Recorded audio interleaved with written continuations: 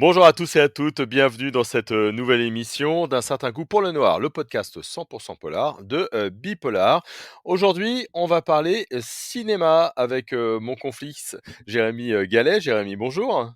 Salut Jérôme. Et alors, on alterne souvent entre des nouveautés, ou en tout cas des films récents, et puis des films un petit peu plus anciens. Et aujourd'hui, tu souhaites nous parler du Vieux Fusil. C'est un film germano-français qui est sorti en 1975 avec Philippe Noiret et Romy Schneider, tout de même. Pourquoi est-ce que tu as voulu choisir ce film?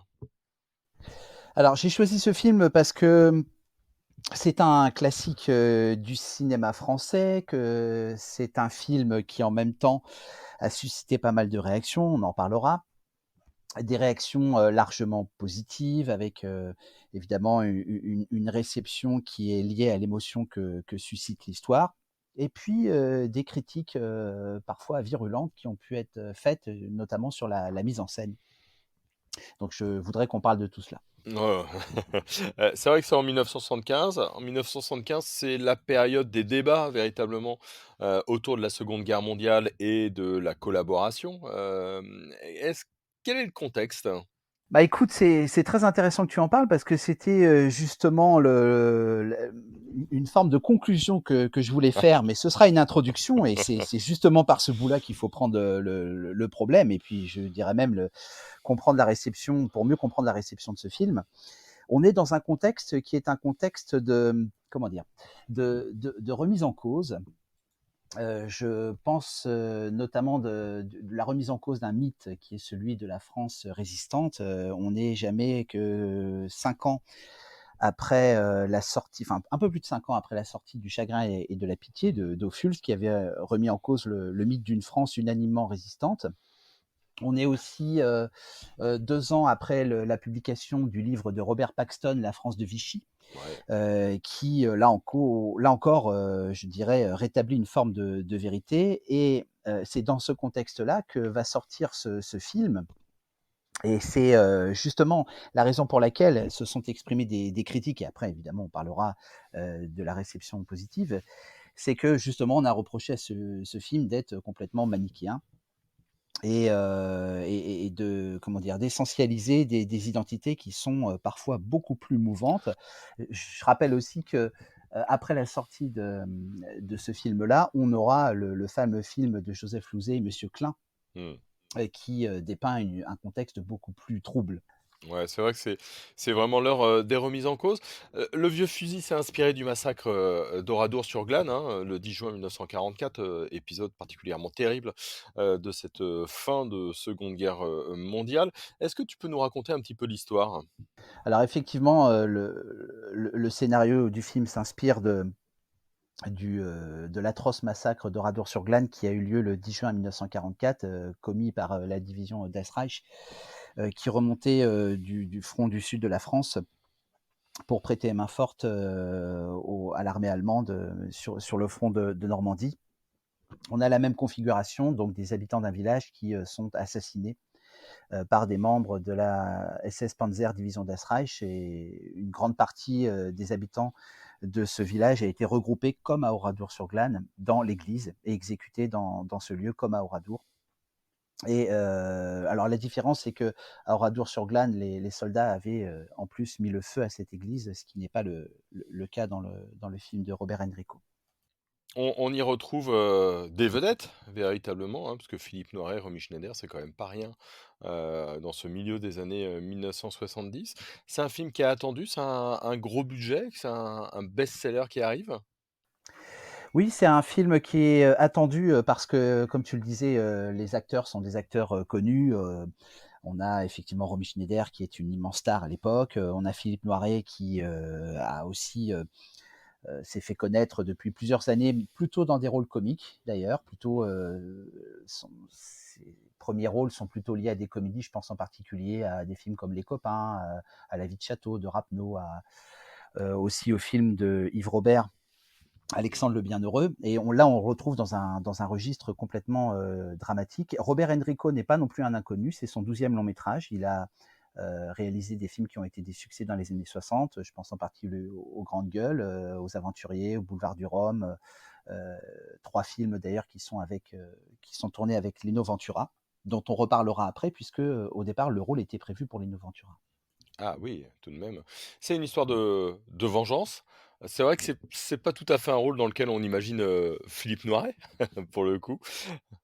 Voilà, c'est ça. C'est-à-dire que ça a été, la révélation dramatique, même si, si on regarde un peu plus la filmographie de Philippe Noiret, il y aurait quand même des nuances. C'est quand même quelqu'un qui s'est illustré dans des films qui ne sont pas proprement parlés de pure comédie. Je pense en particulier au scandale de la Grande Bouffe, où bah, Philippe Noiret était un des personnages, et voilà, un film qui a vraiment suscité beaucoup de réactions. Mais là, je dirais que c'est son premier drame, drame populaire, si je puis dire, le drame qui va vraiment lui apporter la consécration, puisqu'il va glaner son premier César.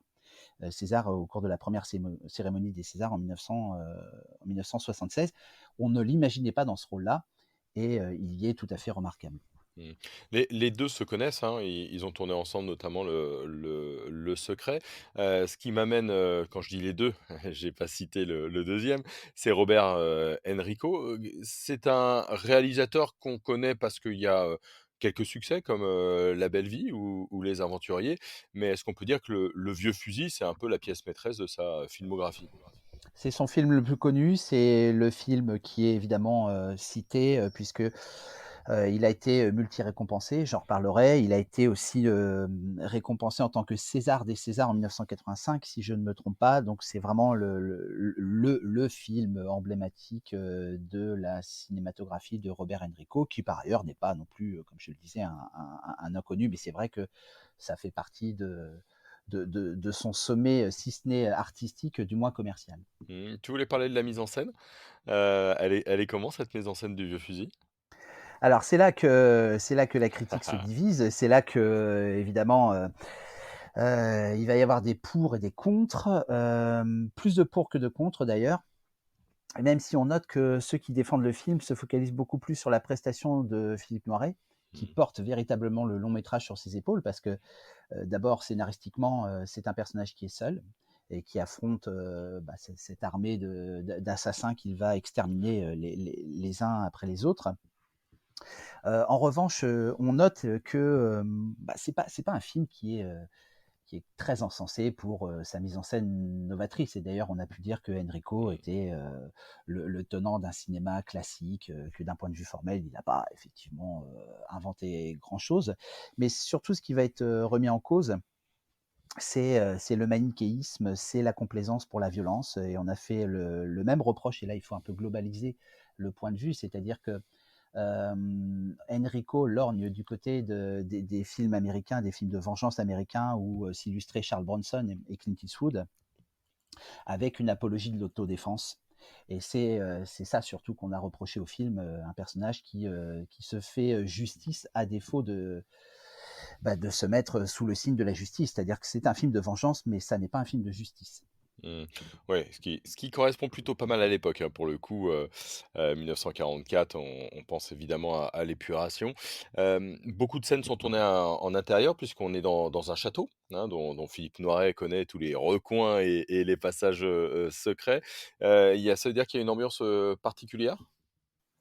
Il y a une ambiance particulière, il y a une ambiance qui, comment dire, évoque le thème du labyrinthe, parce qu'on a effectivement des passages secrets, on a des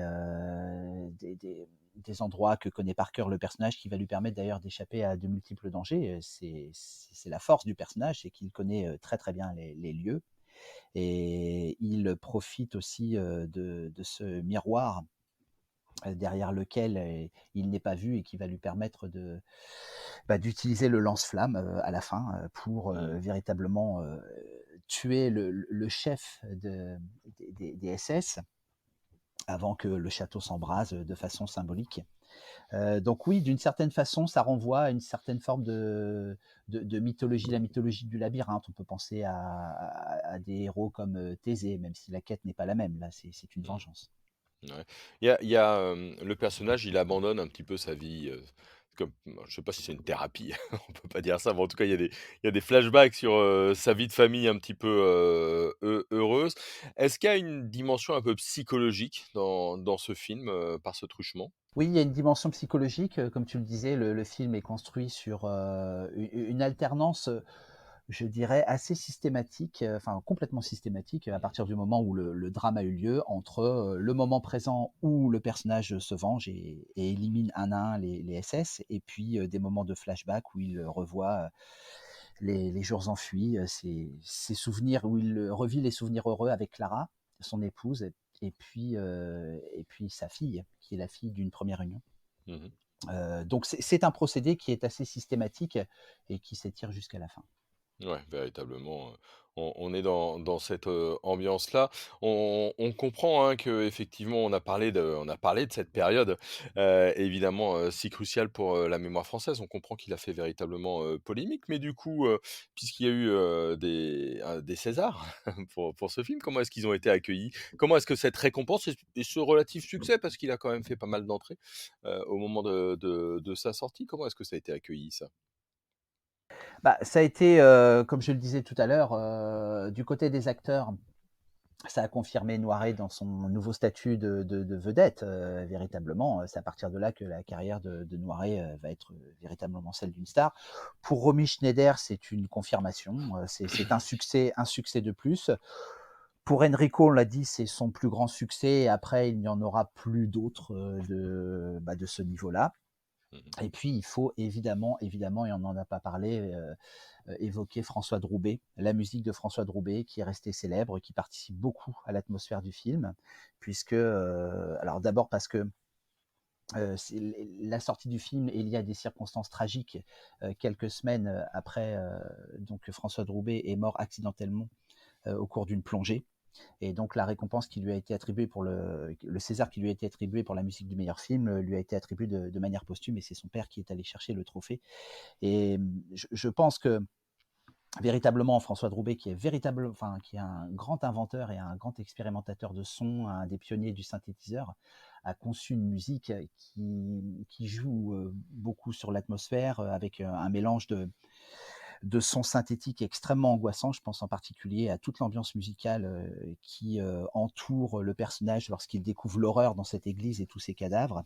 Et puis cette ritournelle, la chanson de Clara, qui est une chanson à la fois douce et mélancolique, et qui est une réminiscence des jours heureux et des jours enfuis. Ouais. Et puis, je reviens sur le parcours de Philippe Noiret, là, je regardais la filmographie. Quelle période, hein, 75 que la fête commence, Le Vieux Fusil, 76 Le Juge et l'Assassin, Le Désert des Tartares, 77 Un Taxi Mauve, 78 La Grande, Cuisine et Tendre Poulet. Il est en pleine bourre à ce moment-là et il laisse, un chef-d'œuvre quasiment par an, quoi. Ah oui, tout à fait. Voilà, c'est ce que je disais tout à l'heure. C'est à partir de ce moment-là que Noiret va devenir une immense star, alternant, tu as cité des films qui sont très différents, alternant à la fois des comédies et des films plus dramatiques. On aurait pu aussi parler du premier film de Bertrand Tavernier, L'Horloger de Saint-Paul, qui est sorti un tout petit peu avant. Voilà, donc oui, pour Noiret, c'est véritablement un tournant dans sa carrière. Ouais. Est-ce qu'on le revoit, ce film avec plaisir ou est-ce qu'il a juste une version, un intérêt, historique? On peut le revoir avec, en ayant en tête, toutes les nuances qu'on a évoquées, en ayant à la fois un regard, très ému par rapport à un drame qui est inspiré d'un massacre atroce, et puis en ayant aussi, quand même, un regard, assez critique sur la mise en scène, sur laquelle il y a beaucoup à dire. Mmh. Merci beaucoup, Jérémy, en tout cas. De rien. On conseillera de voir, donc ce vieux fusil. La semaine prochaine, Jérémy, on parle de Cimetière, l'adaptation de 2019 de Stephen King. Tout à fait. Avec les 2 versions, la version, cinématographique de 1989 et celle qui est sortie en 2019. Eh ben, merci beaucoup, Jérémy. Merci à tout le monde, à vous qui nous avez, écoutés. On a plein d'émissions en archive, hein, que ce soit sur le cinéma ou d'autres sujets sur, Bipolar. N'hésitez pas à nous laisser un petit commentaire et puis évidemment à vous abonner. Ça vous permettra d'avoir la petite notification à chaque fois qu'on sort une nouvelle émission. Merci à tout le monde et bonne journée.